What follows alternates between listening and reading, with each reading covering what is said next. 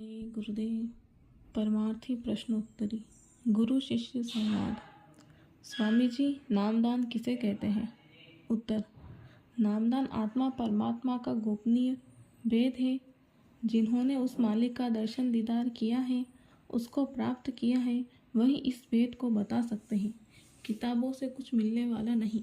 किताबें इतना नहीं बता सकती है कि गुरु के पास जाओ, क्योंकि उसमें जो कुछ लिखा है वह सब गुरु से मालूम होगा।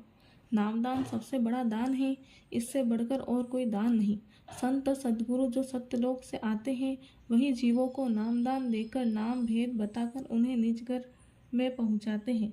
वे ईश्वर, ब्रह्म, पार ब्रह्म सबका भेद बताते हैं और कहते हैं कि मनुष्य सूरज शब्द योग की साधना करके जीते जी इन सबसे मिलते हुए, दर्शन दीदार करते हुए अपने घर सत्यलोक को गुरु की दया से जा सकता है, जहाँ से फिर लौटकर इस दुनिया में नहीं आना होता। प्रश्न। स्वामी जी, अवतारी शक्तियाँ भूमंडल पर क्यों आती हैं? उत्तर। जब संसार में पाप बहुत बढ़ जाता है, नर नारी बच्चे बच्चे अनैतिक कर्म करने लगते हैं, घर की बाहर की सारी मर्यादाएं टूटने लगती हैं, लोग ईश्वर की तरफ से विमुख होने लगते हैं और अधर्म का रास्ता अपना लेते हैं, तब ऊपर के मंडलों से एक जीवात्मा ईश्वरीय बोध में यहाँ भेजी जाती हैं। वो काल का रूप होती हैं। ऐसी शक्तियों का काम अधर्मियों का विनाश करना और धर्म की पुनः स्थापना करना होता है। इसी काम के लिए त्रेता में राम और द्वापर में कृष्ण भेजे गए थे। इन्हें जीवों को मुक्ति और मोक्ष देने का अधिकार नहीं था। ऐसी शक्तियों से जो जीव प्यार करते हैं, उन्हें भौतिक लाभ तो मिल जाता है, किंतु आत्म कल्याण नहीं हो सकता। उद्धव कृष्ण के प्रेमी थे और बराबर साथ रहते थे। जो कृष्ण ने कहा उनकी आज्ञा का पालन किया। जब कृष्ण के जाने का समय आया तो उद्धव ने कहा कि भगवान मुझे भी अपने धाम में ले चलिए। तो उन्होंने कहा कि तुम्हें योग करना होगा, मुक्ति मोक्ष ऐसे नहीं मिला करती।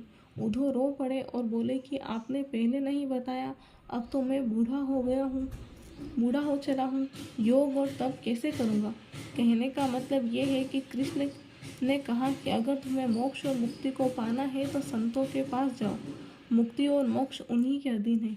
उनके द्वारा जीव सहज ही में मुक्ति और मोक्ष प्राप्त कर सकता है। प्रश्न। स्वामी जी, भजन के समय आंखों के बीच में कंपकपी होने लगती है, दिल घबराता है, क्या करें? उत्तर। ऐसा होता है तो उसके बारे में चिंता मत करो। शुरू में अक्सर ऐसी कंपकपी का आभास होता है। तुम्हें अपना ध्यान शब्द को यानी नाम को सुनने में लगाना चाहिए, लेकिन आंखों पर किसी प्रकार का दबाव मत डालना और न ही पुतलियों को अंदर की तरफ मोड़ने की कोशिश करना। शरीर की आंखें अंदर नहीं देख सकती। आत्मा की आंख अंदर की ओर देखती है और सबसे पहले स्वर्ग दिखाई देता है, देवी देवता दिखाई देते हैं। इस आसमान के ऊपर जाने का रास्ता दोनों आंखों के बीच से गया हुआ है। घंटी की आवाज़ जब साफ सुनाई देने लगे तो पूरा ध्यान देकर उसे सुनना। आवाज़ के सहारे से ही जीवात्मा आकाशों में जाएगी।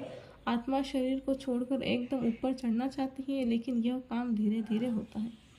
जय गुरुदेव।